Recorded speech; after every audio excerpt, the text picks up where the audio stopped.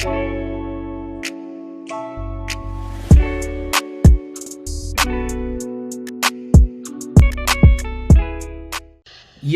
how is it going, Bears fans? Welcome back to another episode of the Bear Down Podcast, where we talk everything Bears every day of the week. In today's episode, we're going to be breaking down all 16 Bears games in the 2020 season, so be sure to tune in to hear our record predictions. These are our post-draft record predictions. If you didn't already catch it, I'll leave it in the description. You can go watch our pre-draft predictions before we added a couple more players. Welcome back to the show, guys.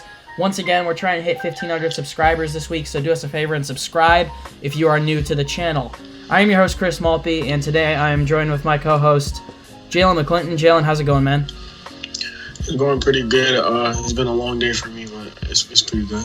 It's been a long day for me as well. We are also joined with a special guest today. He's a contributor at beardown.com, and it's his first time on the show. Welcome to the show, Michael Labellarte. I think I pronounced that right. Yep, you did a great job. Great to be here. Michael, I mean, you've been with us for about a month now, but before we get going, I mean, just talk a little bit about how your experience with us has been and how you've enjoyed writing for the site. It's been awesome. You know, we're like a community with all the guys that are working hard for this site, and I'm glad to be a part of it. You know, writing, now doing the podcast, it's all just working well, and we're grinding, so we're getting there. We are absolutely grinding, putting out a ton of content for you guys every week, but as I said earlier, we are doing our post-draft record predictions today. Be on the lookout this weekend for a 53-man roster projection. We're going to be putting that out probably on Friday or Sunday. You're seeing this on Wednesday night, I believe. But yeah, we're going to run down all the games now that we have the full schedule finalized. It's going to be a fun one, you know, obviously, just to recap the draft for you guys because it is important. Cole Kmet, Jaylen Johnson, Trevis Gibson, Kindle Vildor, Darnell Mooney, Arlington Hambright, and Latavius Simmons. Also, the Bears added two very solid veteran talents after the draft in Ted Ginn Jr. and Tashawn Gibson. Also been a little bit of murmuring that they're looking into Larry Warford. Their interest is a little bit spotty there, but that's also a possibility still that I'm reading about today, even though there are already reports out that they were out on Warford. That still seems to be a little bit of a possibility, but we're going to be breaking down game by game as if the season is going to start on time. So week 1, Sunday, September 13th at noon, the Bears will head to Detroit, Ford Field, to take on the Detroit Lions. Jaylen, I'm going to pass it to you first. Do you have the Bears beating the Lions in this one to start off the season? Yeah, I like what the Lions did this offseason, mainly in the draft, you know, getting Jeff Okudah, who's the best corner in this draft. Even though they traded Darius Slay, I don't get why they did that because you could have had two great corners on the opposite side, but I'm not complaining. So, yeah, I definitely feel like the Bears should beat them. You know, like I said before, they did get it better in the offseason, but so did the Bears. We got completely better. You know, we added Robert Quinn on the opposite side of Khalil, and he's going to bring in more production than Floyd probably ever did in his time here in Chicago. You know, we got Jaylen Johnson, who could be, you know, cornerback too. We got Sean Gibson, to replace Haha. So I definitely feel like the Bears can, you know, should come into Ford Field and, you know, handle the Lions. We beat them the last 4 times. We played them in the last 2 years. So I think this should definitely be an easy game, but I wouldn't be surprised if we lost, but hopefully we don't. I'm going to agree with you that the Bears take a win right now. The line on this game is actually Lions -1, so I would actually probably take the over on this one and take the Bears if I were a bettor in this one. But, you know, the Lions are always a question mark. They have the pieces, you know, the offensive weapons are there. Their defensive line is down a little bit. You know, they lost Damone Harrison, but they always seem to have decent off seasons. The question is always, can they put it together? Week 1, whoever is at quarterback, I think they'll be able to get it done. And I think the Bears do go into Ford Field week 1 and take this one from the Lions. Michael, what do you think? Did the Bears beat the Lions week 1? I do agree that the Bears beat the Lions, especially on the Lions defense. It's still a little questionable. You know, it'll be Okudah's first game in the NFL, so I guarantee they're going to game plan and try to maybe see what he can do. And also, again, their linebackers are a little bit underdeveloped, so look for Kmet and Graham to have a big game that game. Yeah, so week 2, we face a familiar foe for the 3rd year in a row, and it's going to be the home opener. The Bears will take on Daniel Jones, Saquon Barkley, and the New York Giants. You know, the only threats I really see personally on the Giants are Saquon and a guy like a Golden Tate who haunted the Bears there for a couple of years when he was with Detroit. I saw them play the Giants at home. Obviously, we know the 2018 game in that rain when Chase Daniel was playing, and they actually lost in overtime after an incredible comeback against the Giants. That being said, I think if we can bottle up Saquon, I think it's a 2-0 start to the season. I think the Bears have a really good chance to start well here. I'm going to give them a win in this one. Michael, I'm going to pass it back to you. What do you think about the home opener against the New York Giants? I think, again, it's a win for the Bears just because the Giants are, again, a very developing team right now. They don't have all the pieces. Again, you bottle up Saquon, you pretty much bottle up the team. So I think that their health is a concern anyways. They don't always have their main players, so I think we get the dub. Yeah, week 2, it'll be an interesting one. It also really depends on how much of a step Daniel Jones takes this offseason. You know, a quarterback that reminded me of Mitch coming out of Duke there. A prospect I like, but he really struggled against this strong defense in 2019. Jaylen, what do you think? Did the Bears beat the New York Giants in week 2? Yeah, I'm surprised we're playing them 3 times in a row. But last year, it was a good game. You know, Mitch played very well in that game, and the defense bottled up Saquon and held Daniel Jones under check. So I feel like this game has been Daniel Jones' second year in the league. You know, still early into his second season. If we can get a couple turnovers off him, and he's a very turnover. What's the word? Turnover friendly. Like, he's very turnover prone. Yeah, he's turnover prone with the ball, especially with the fumbles. And with Khalil Mack, you know, on the opposite side of you, who's very good at causing forced fumbles. If we can get a couple turnovers on this team, you know, that should be an easy game for us. Khalil Mack did force a fumble against the Giants in 2019. If you don't remember, Nick Williams actually picked that one up at the 6-yard line. The Bears ended up scoring on that drive. In Week 3 on September 27th, the Bears will head to Atlanta to take on the Falcons. I actually really like what the Falcons have done. You know, they had a little bit of piece gone in their secondary there, but they did end up drafting A.J. Terrell, a very solid prospect. Personally, I think Jalen Johnson's a little bit better, but he did slip, obviously. Added Todd Gurley this offseason, Dante Fowler as well. I would really hope that the Bears would start off as 4-0. I'm going to give them a loss here just to be a little bit precautionary. I think it's always tough to start undefeated in the season. The Falcons are always looking good. Matt Ryan can really do his thing. Julio Jones, Calvin Ridley, some great receiving corps there. They also had Hayden Hurst after losing Austin Hooper. I think they have a pretty solid offense, and their defense definitely improved throughout the draft. So I think it's going to be a close game here in Atlanta. You know, being on the road's not always the best thing, but Atlanta fans always seem to show out. And I think it's going to be a good game, but I'm going to actually hand the Bears a loss here against the Atlanta Falcons to be 2-1 after Week 3. Jaylen, what do you think? Now, the Atlanta Falcons have a very good offense. They got Todd Gurley after cutting Devontae Freeman. I actually got into some argument with some Lions fans about this game. You know, I definitely feel like we could lose it. But, you know, their defense isn't very good. I feel like this offense, even though it's still not best, or it's not maybe going to live up to the potential that the offense wants to be. I feel like that this defense should handle Matt Ryan. You know, they do have Julio, who's one of the best receivers in the league, but their defense is just not good enough to shut down whoever's at quarterback, whether it be Mitch or Foles. And I feel like we win this game. So Jalen's got the Bears moving to 3-0. Michael, what do you think? How did the Bears fare against the Atlanta Falcons in Week 3? I also think it's going to be a very close game. This is the Bears' real first main test of the season, and I think that they do come on top with a win. Again, this is the defense. I think the Bears' defense is going to have to show out in this one. Atlanta's offense is really scary with the weapons they got, but I think the Bears have more balanced team, and the Falcons do lack on the defensive side of the ball in some areas, so I think we come out with a dub on top. So Jaylen and Michael got him at 3-0. I got him at 2-1. I kind of gave him a precautionary loss there because I know later on in the schedule there was a team that I picked them to lose to in the first predictions video that I'm going to pick them to beat. Week 4, we've got the Indianapolis Colts, a team that I've spoken very highly of. If you guys didn't know, I go to college at a small school in Indiana, so I kind of call myself a bipartisan Colts fan. I'm really around the Colts Mafia all the time out there at college, so I've paid close attention to the Colts when I'm not focusing on the Bears. And I root for them, obviously, when I'm not rooting for the Bears. But, you know, the Colts are pretty solid. You know, Darius Leonard, Malik Hooker there on defense. They add Xavier Rhodes, bring in Phillip Rivers after Jacoby Brissett struggles for a year there. T.Y. Hilton, obviously a threat. Marlon Mack. They got Jack Doyle and Trey Burton at tight ends. I think they have some very good weapons. A pretty young team. That being said, this one's in Chicago. I'm going to give the Bears a win here. I think if you can bottle up everything that Indianapolis does on offense. I think if you can force Phillip Rivers into some turnovers, I really think you can run away with this one. I'm not saying the Colts defense is bad by any means. You know, they obviously also added DeForest Buckner there from the 49ers. I think they're a team that is very much improving. I think that they always bring a fight. You know, we saw them beat Kansas City in primetime in 2019. That being said, it's in Chicago. I think this defense does a good job bottling up Phillip Rivers like we did against the Chargers in 2019. We don't have to talk about how that game ended, but I think our defense did pretty good against them. And I think our offense is actually able to do enough in this game to give us the win. So I'm going to give us the win to move to 3-1 over the Indianapolis Colts. Michael, what do you think? How did the Bears fare against the team from, I guess, the neighboring state? I'm going to agree with you, Chris. Say that the Bears take this one. Indiana, I think, is a few pieces away from being really good.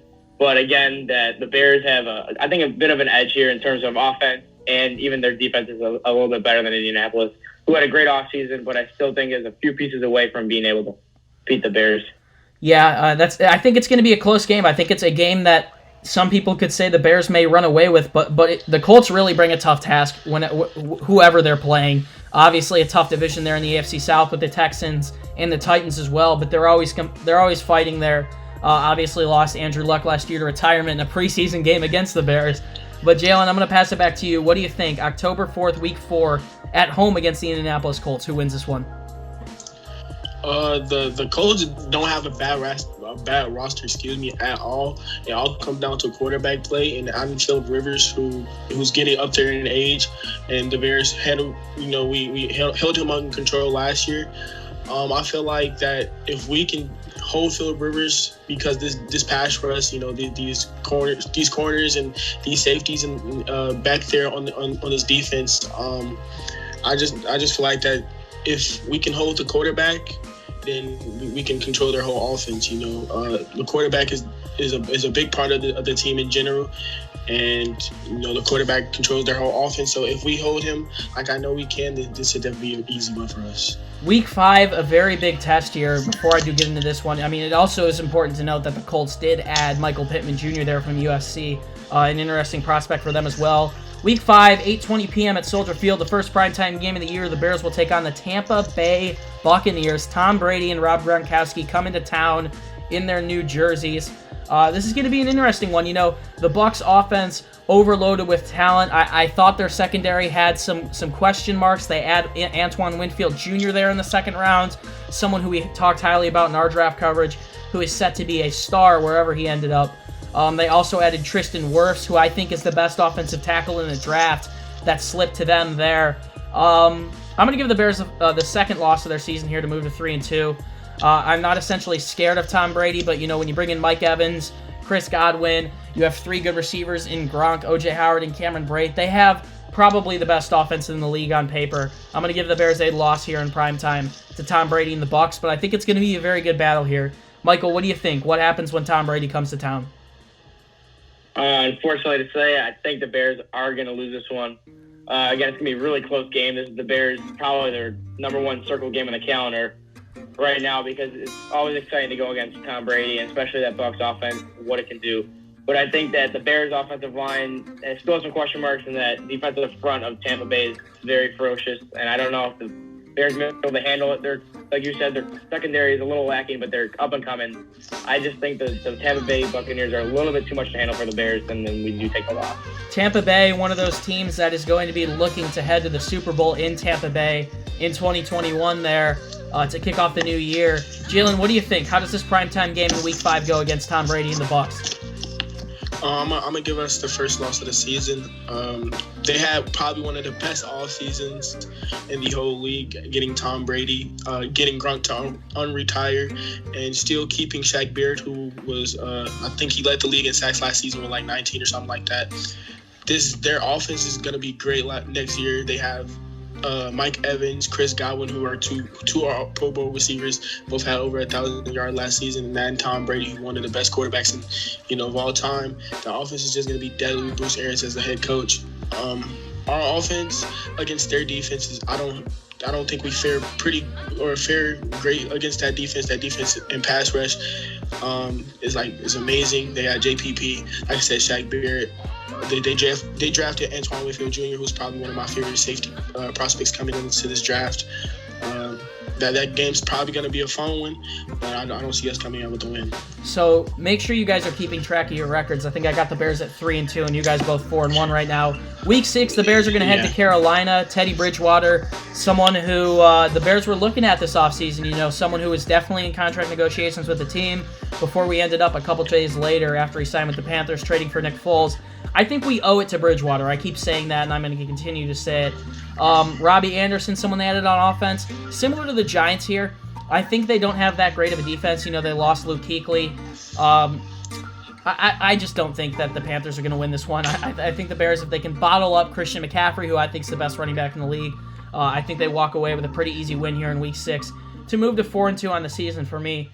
Jaylen, what do you think? How did the Bears fare against Carolina? I'm going to just say if we contain Christian McCaffrey, that should be a win. Teddy Bridgewater is not that great of a quarterback, in my opinion. I'm kind of glad that he didn't sign with us. If we contain Christian, then that should be a win on our part. They spent all of their draft picks on defense. Most of their starting defense is going to be rookies in their first season who might not get a training camp or OTAs and might just go right into preseason with this pandemic stuff going on. So if we stop Christian McCaffrey, Teddy Bridgewater plays like Teddy Bridgewater, then this should be a win for us. I mean, when you look at who the Panthers added, Jeremy Chin, someone they got at the end of the second round, someone that we also liked a lot here at Bear Down for the Bears, obviously ended up drafting a cornerback in Jaylen Johnson.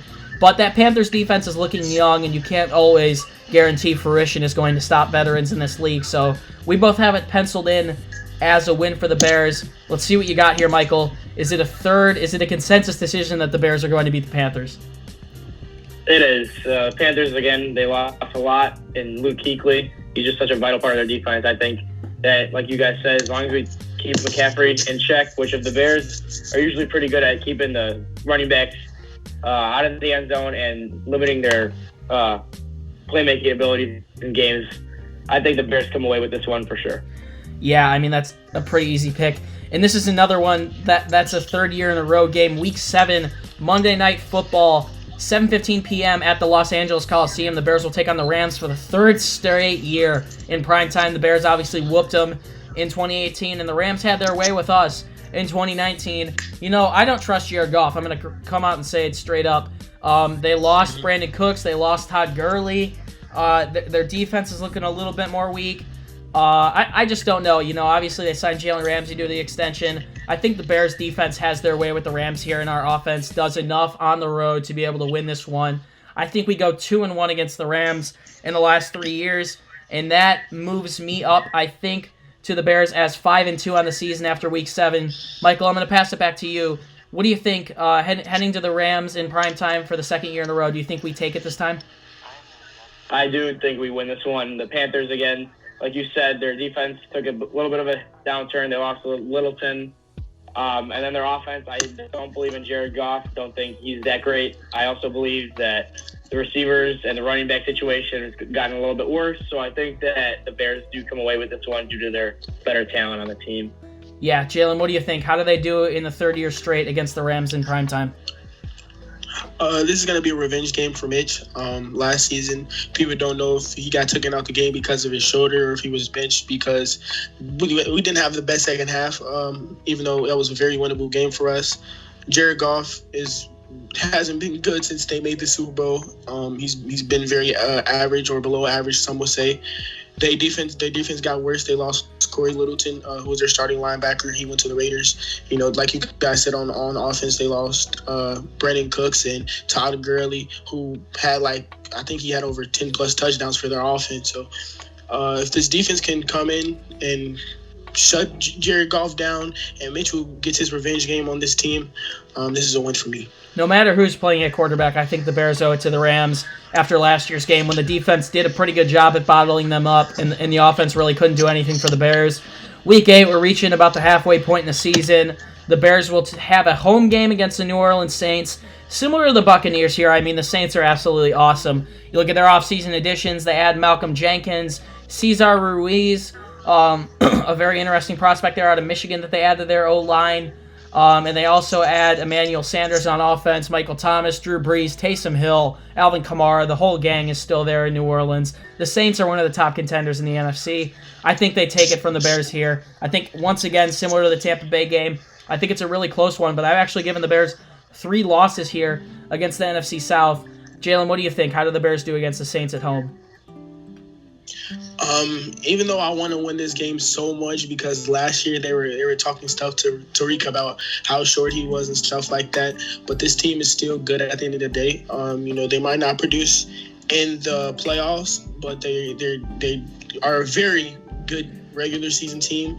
Drew Brees is a Hall of Fame quarterback. They have Michael Thomas, who's an all-pro receiver. Alvin Kamara is still on the team, who's a very good running back, and they still have a lot of talent on that defense. This is going to be a loss for me.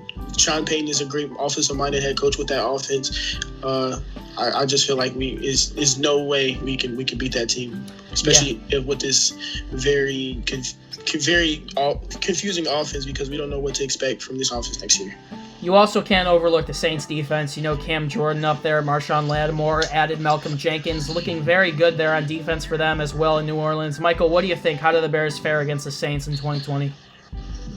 I also think that the Saints take this one. Again, the Saints added their way with us again at home against last year.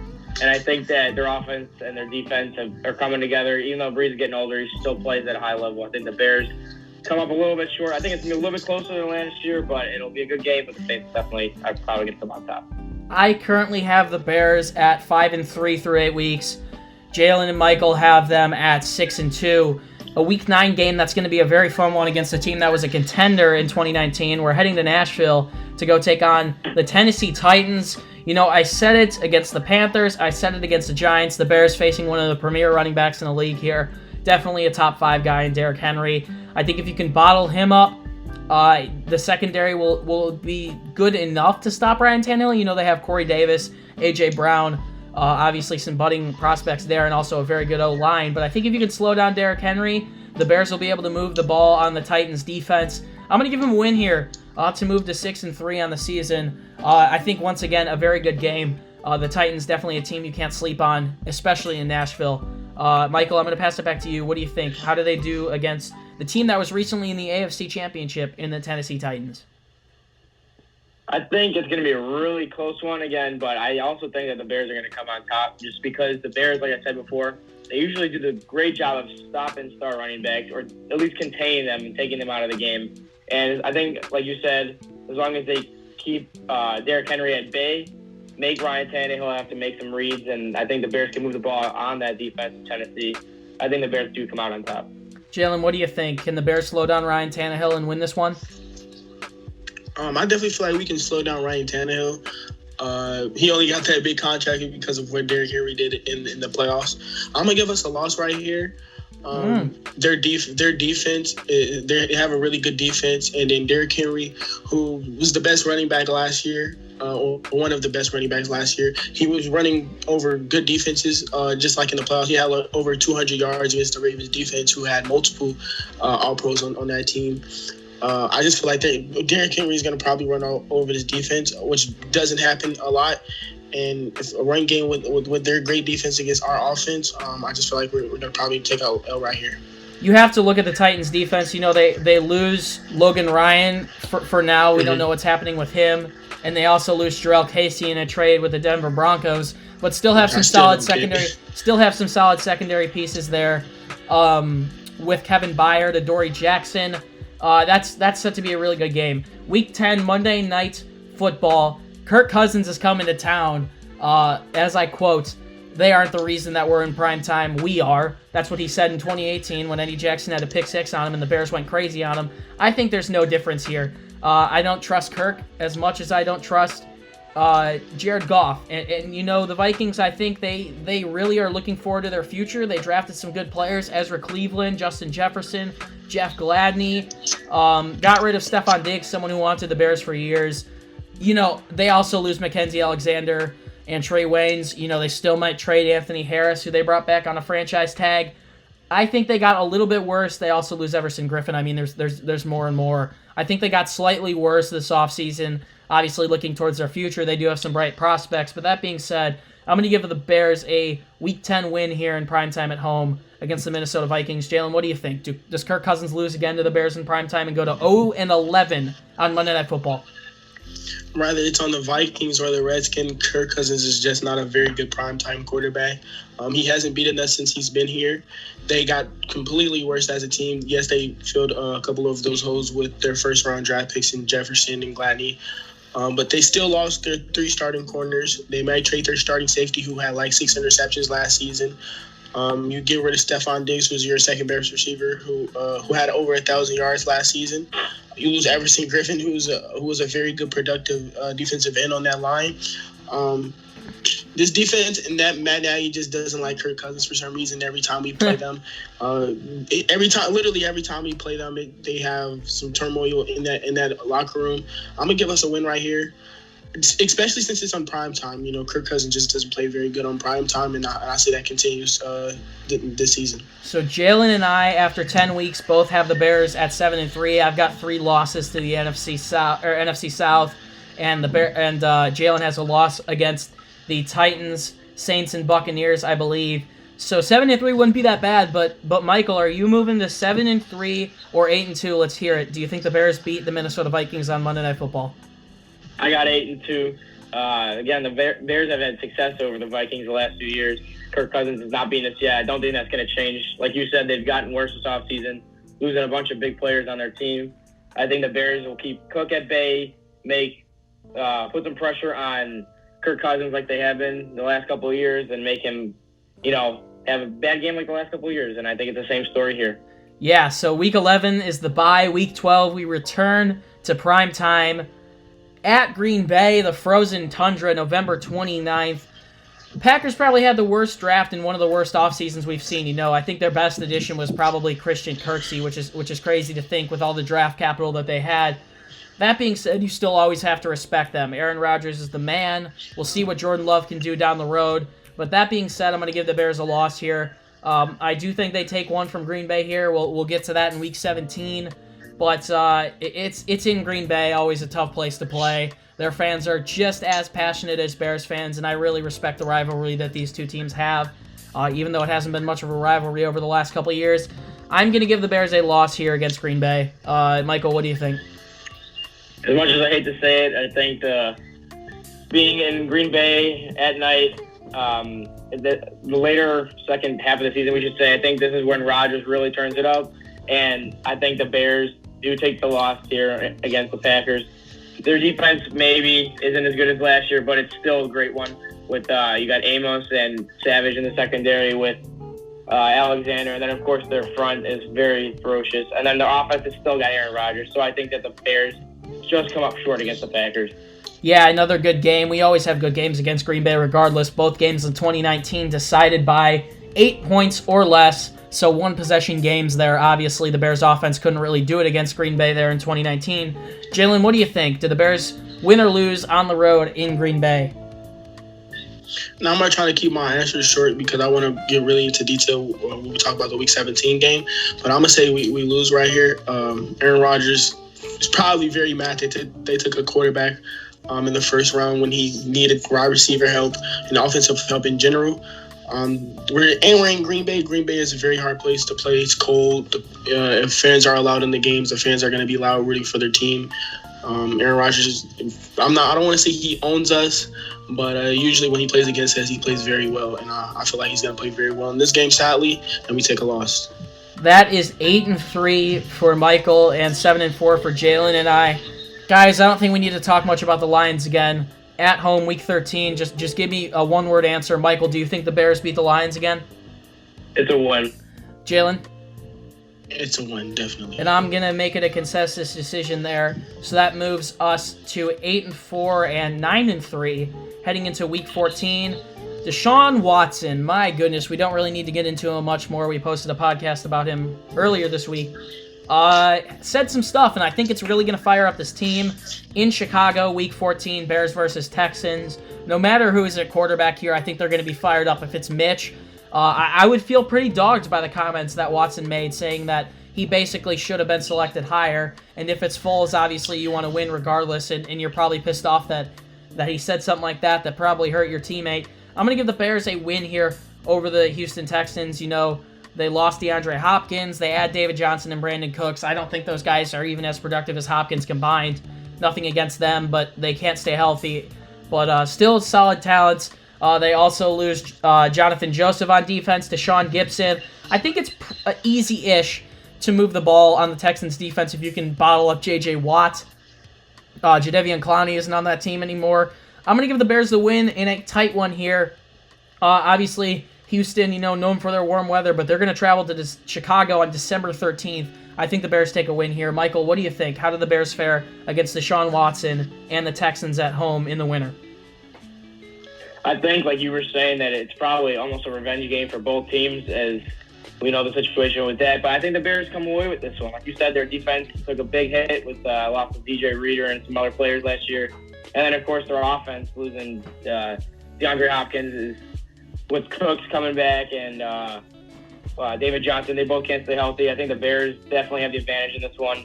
I think, like you said, Mitch, if he's playing that game, he's definitely going to look to make some plays to try to, you know, tell Deshaun Watson that, you know, he's not, of course, he's not as bad as Deshaun Watson probably thinks he is. Yeah. So the Bears definitely get this one. Yeah, Jaylen, what do you think?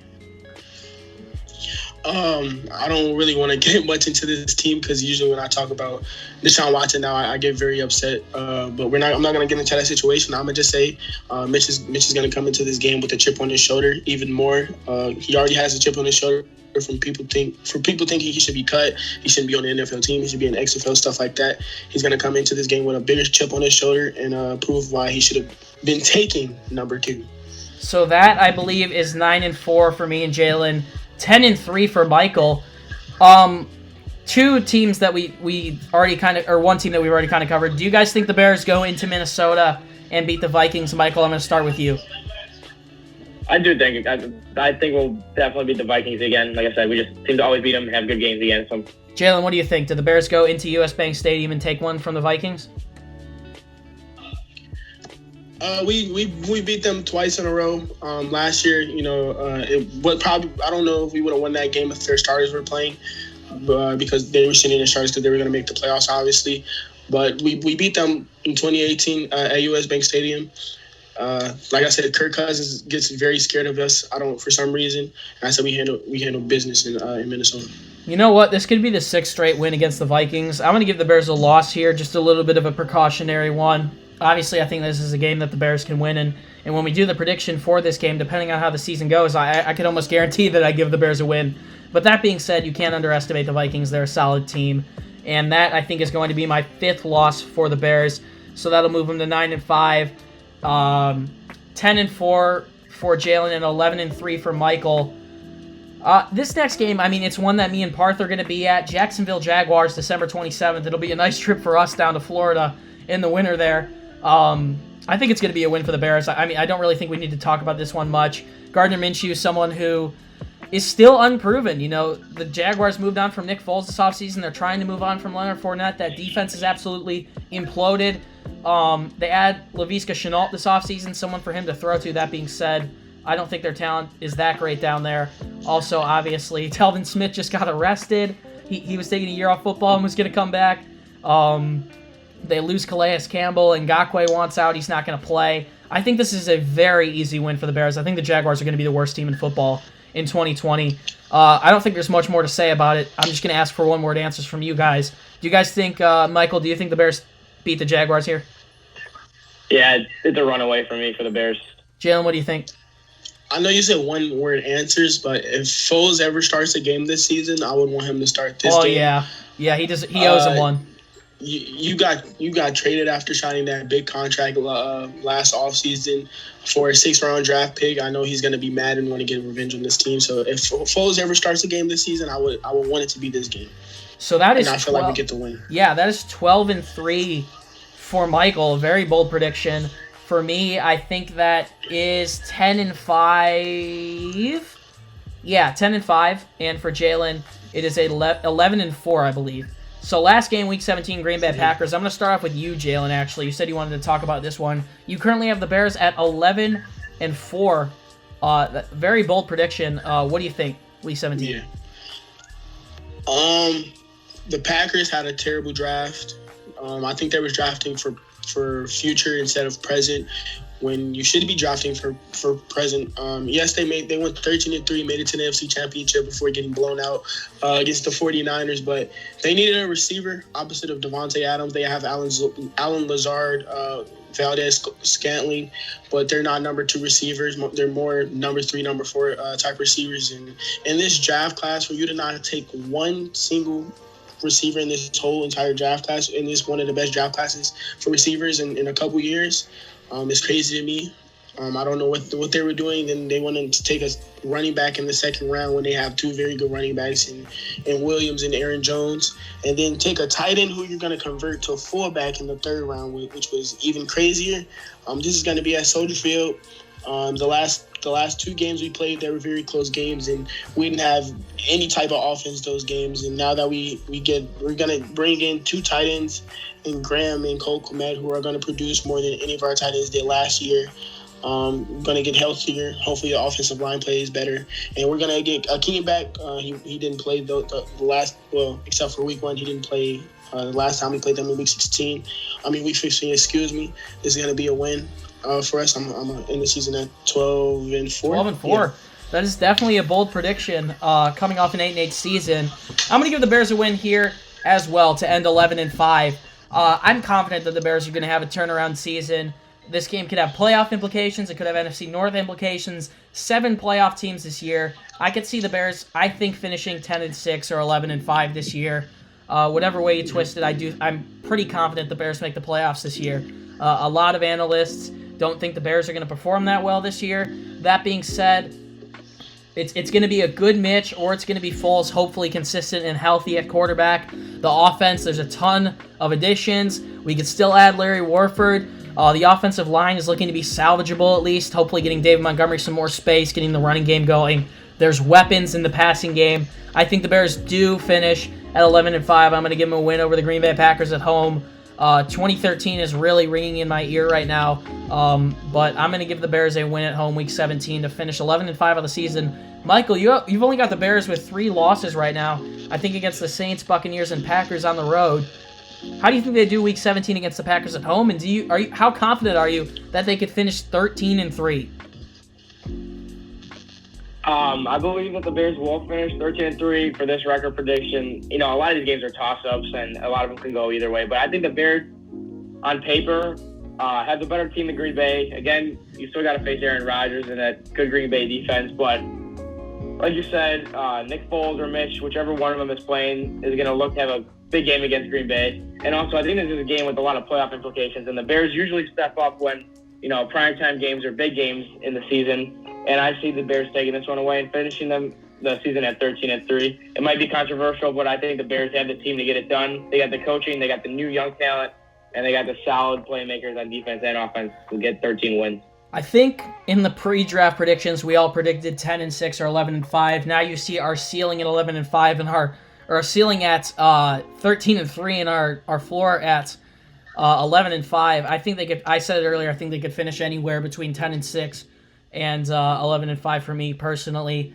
A lot of these games are going to be toss-ups. That being said, I think the Bears, through the draft, added the depth they needed on defense and also had the pieces on offense to be a solid team again in 2020. So we're going to see how it plays out. This has been a very long episode of the Bear Down Podcast. If you are still listening, do us a favor, subscribe, click the bell for notifications whenever we post, and like the video. Thank you guys so much for tuning in. If you want more content from us, head to beardown.com. It's about to be summertime. All of us are in college, but we're about to start grinding on new content for you guys over on the website. So a ton of articles are going to go up all summer, assuming that the year starts on time. You can find the links to all of our social media fan pages on Instagram down in the description. I'm also going to throw Michael's Twitter and Instagram down in the description. You can also follow the podcast on Instagram and Twitter at Bear Down. That's pretty much it for us tonight. Jaylen McClinton and Michael Labellarte. It's been a pleasure to talk to you guys tonight. Do you guys have any last words? Thanks for having me. Appreciate being on it. I just want to say thank you guys so much for all the support. This might be a controversial Bears going 12-4. A lot of people think we're going to probably be worse than we actually are. But a lot of these games are toss-ups. This is the NFL. We could win a game that we're supposed to win. Lose, and we could lose a game that we're supposed to win. So take this with a grain of salt. We can't predict the future. So yeah, like other than that, bear down. At the end of the day, sorry, go. I was just gonna say one last thing that like the Bears 2 years ago, a lot of those games were one play away. I think the Bears were one play away from being 13 wins, 14 wins. So yeah, I just want to put that out there because it can go either way. But I think I see success for the team this year. It's a very controversial season. A lot of people high on the Bears, a lot of people low on the Bears. At the end of the day, we're just optimists, and we really hope that everything is going to pan out. I think this team is very similar, if not better, to the 2018 team. With the 17 playoff field, I think the Bears can definitely do it, whether they win the division or not. But that's pretty much going to do it on this 40-minute episode of Bear Down. Thank you guys so much for tuning in. It's been a pleasure to be your host. Once again, my name is Chris Malpe. Thank you guys so much for tuning in on this Wednesday night. And as always, Chicago, stay safe, continue to flatten the curve. We're almost there, hopefully getting out of quarantine soon. And as always, and most importantly, bear down. Peace.